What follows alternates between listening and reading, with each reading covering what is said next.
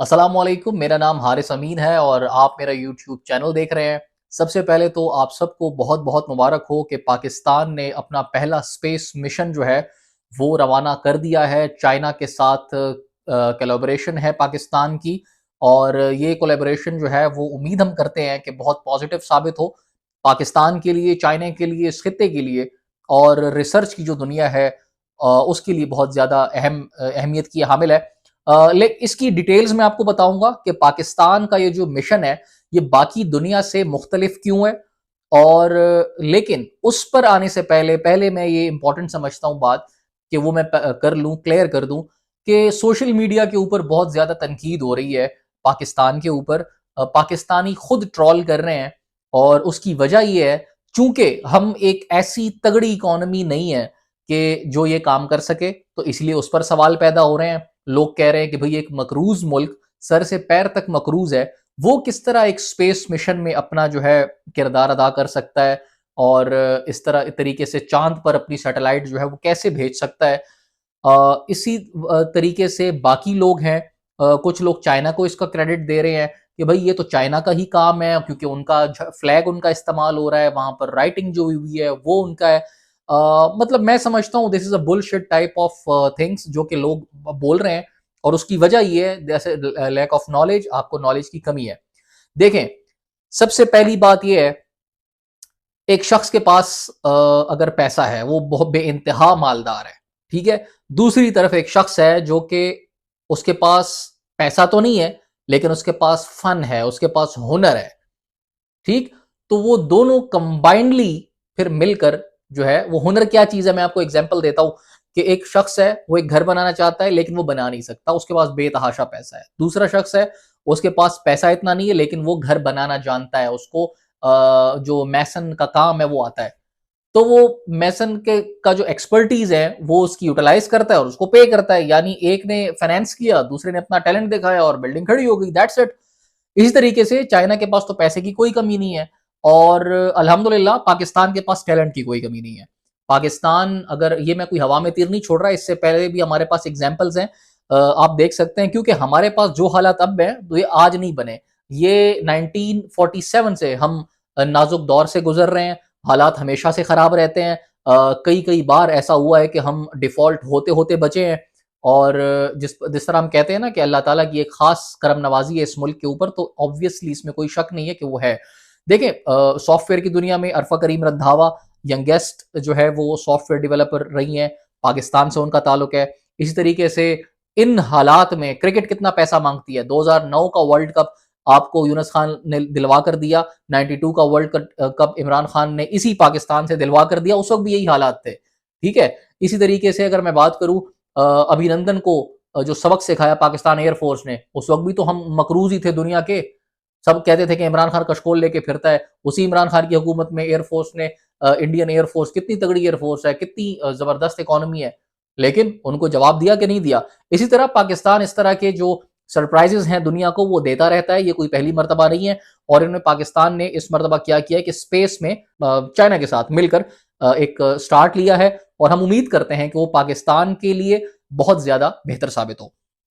अच्छा, हुआ क्या है, पाकिस्तान और चाइना ने मिलकर, पाकिस्तान का है national space agency Sparco and Shanghai university है चाइना की, उन दोनों की ये जो है एक कंबाइंड ऑपरेशन है, उन दोनों ने मिलकर ये काम किया है रिसर्च का। This is basically research based programme, right. और ये जो मिशन है इसको कहा जाता है ICUBEQ ऑर्बिट, और इसमें बताया ये जा रहा है कि 5 से 6 दिन का, आज के दिन यानी फ्राइडे 3 वो रवाना कर दिया गया है दिन के टाइम में, और तकरीबन 5 दिन ये लेगा मून तक पहुंचने में। जब ये चांद तक पहुंचेगा उसके बाद 5 से 6 महीने का अरसा बताया जा रहा है कि ये सर्कुलेट करेगा चांद के इर्द गिर्द चक्कर लगाएगा और मुख्तलिफ किस्म के पिक्चर्स लेगा, मुख्तलिफ एंगल्स से पिक्चर्स कंडक्ट करेगा।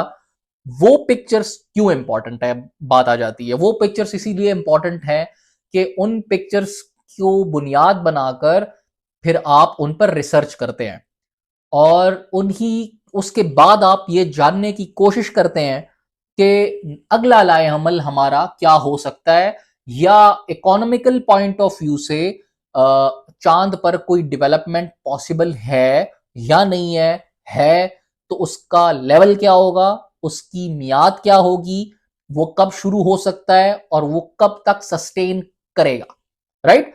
तो इस तरीके से वो स्नैप्स जो है वो कलेक्ट किए जाएंगे और ये ऑपरेशन तकरीबन 6 माह बाद ही समझे तकमील में आएगा, जब वो और जो आपने ऑर्बिट भेजा है वो वापस आ जाता है। इसी तरीके से एक और इस स्पेस में जो इंपॉर्टेंट बात है जो मैंने कही कि ये आज तक किसी ने नहीं किया, वो ये कि पहली मर्तबा ऐसा होगा कि आपका जो ये मिशन है इसमें सैंपल्स कलेक्ट किए जाएंगे। यस, चांद से सैंपल्स उठाकर लाए जाएंगे और उनको फिर उनके ऊपर भी रिसर्च की जाएगी। जिस तरह मैंने बताया कि पिक्चर्स के ऊपर रिसर्च होगी, इसी तरीके से इसके ऊपर भी रिसर्च होगी और उसके बाद जो है फैसला किया जाएगा कि आगे का लाएहमल क्या होना है। अच्छा, एक और बात इससे पहले, अच्छा ये स्पेसशिप हम लोग दुनिया क्यों जाती है, राइट? इतना पैसा खर्च करते करके अरबों खरबों डॉलर्स इस पर खर्च हो जाते हैं। आपकी इकोनॉमी को जाहिर है उससे आप कुछ और भी काम कर सकते हैं, लेकिन ऐसा क्यों होता है, दुनिया ऐसा क्यों करती है? दुनिया सबसे पहले तो देखें, दुनिया में आप अपना एक हवा बैठाने के लिए, अपनी कामयाबी शो करने के लिए आपको इस तरह के स्टेप्स लेने पड़ते हैं, राइट? इस तरह की दुनिया के, ये तो पाकिस्तान आई थिंक छठा मुल्क है जो ये काम कर रहा है। अदरवाइज से पहले चाइना जा चुका है, अमेरिका जा चुका है, इंडिया भी जा चुका है और भी ममालिक दीगर जा चुके हैं। लेकिन इन्होंने अब करना क्या होता है, अपना एक शो करना होता है दुनिया के अंदर कि यार मैं ये कैपेबिलिटी रखता हूं और मैं इस काबिल हूं कि मैं ये कर सकूं, नंबर वन। नंबर टू, अपनी स्ट्रेंथ, अपनी कैपेबिलिटीज देखने के लिए, जांचने के लिए कि मैं टेक्निकली कितना साउंड हूं, मैं टेक्निकली क्या कर सकता हूं, और अगर ये स्टेप मैंने कर लिया तो नेक्स्ट के लिए आप फिर तैयारी करते हैं कि मैं नेक्स्ट क्या कर सकता हूं। और इससे अगली बात कि सोलर सिस्टम के बारे में रिसर्च इंपॉर्टेंट है। देखें, आपने कई मरतबा बात की होगी, सुनी होगी, देखी होगी कि कोशिश की जा रही है कि पानी दरियाफ्त किया जाए चांद के ऊपर। कोशिश की जा रही है कि वहां पर रहने के लिए सहूलियात दरियाफ्त की जाए कि वहां पर ह्यूमन लाइफ पॉसिबल है या नहीं है, या मुमकिन हो सकती है। अक्सर लोग दावा करते हैं कि 2050 के बाद, और इस तरह की बातें होती हैं। तो ये सारी बातें, ये सारे दावे तभी होते हैं जब आप स्पेस में जाते हैं, वहां पर कुछ ऑब्जर्वेशंस करते हैं और उसके बाद आप इस तरह के दावे करने के काबिल होते हैं, राइट। नंबर टू ये हो गया कि हम क्यों जाते हैं और पाकिस्तान के लिए जाना क्यों इंपॉर्टेंट था, वो मैं आपको बता दूं। क्योंकि पिछले साल अगस्त 2023 में इंडिया गया था। अब जिस तरह एक वक्त में इंडिया ने जो है एटॉमिक पावर अपनी शो की थी दुनिया को कि भाई मैं एटॉमिक पावर रखता हूं, पाकिस्तान ने उसके फौरन बाद बताया कि मैं भी एटॉमिक पावर रखता हूं, मेरे में भी दम है, ठीक है। तो वो फिर समझो कि ईगो की बात आ जाती है जब पाकिस्तान और इंडिया की बात होती है। इसी तरीके से आज prime minister of Pakistan Shehbaz Sharif sahab ने भी ये बात कही है कि एटॉमिक, जिस तरह पाकिस्तान ने दुनिया को एटॉमिक पावर होकर मतलब खुद को बताकर दुनिया को सरप्राइज किया था, इसी तरीके से पाकिस्तान ने ये अमल भी किया है, राइट। इस तरीके से उनकी स्टेटमेंट का कुछ मफहूम बनता है। तो उन्होंने रिलेट किया है आज के इस मिशन को एटॉमिक पावर होने से। तो पाकिस्तान के लिए इसलिए भी जरूरी था कि खित्ते में इंडिया ने अगर गया है तो हमें तो जाना ही जाना है, फिर भले किसी से मांग के जाए या अपने खर्चे पे जाए, लेकिन जाना तो है क्योंकि वो लोग गए हैं। तो इसलिए ये इंपॉर्टेंट हो जाता है। अच्छा, इंडिया का जो स्पेसशिप था, वो प्रोग्राम था, वो भी मैं आपको बता दूं। 23 अगस्त 2023 को इंडिया ने ये चंद्रयान 3 लॉन्च किया और दैट वाज वेरी सक्सेसफुल। और India was the first country to land near south pole, ठीक है। और क्योंकि वो साउथ पोल की जो सरफेस है दैट इज वेरी डिफिकल्ट, और वहां पर बर्फ के जिस तरह तोदे होते हैं, कदीम बर्फानी तोदे टाइप, वो बने हुए हैं, खंदकें बनी हुई हैं, और इसके अलावा काफी गड्ढे हैं बड़े बड़े। तो इसीलिए इंडिया का जो मिशन था that was also very important and very dangerous, और वो लोग उसमें कामयाब हुए। एंड वी होप कि पाकिस्तान का जो ये मिशन है ये भी कामयाब हो और इससे साइंस में और जो स्पेस टेक्नोलॉजी है उसमें तरक्की आए। हम इसकी उम्मीद करते हैं और वी आर वेरी होपफुल कि कुछ अच्छा हो।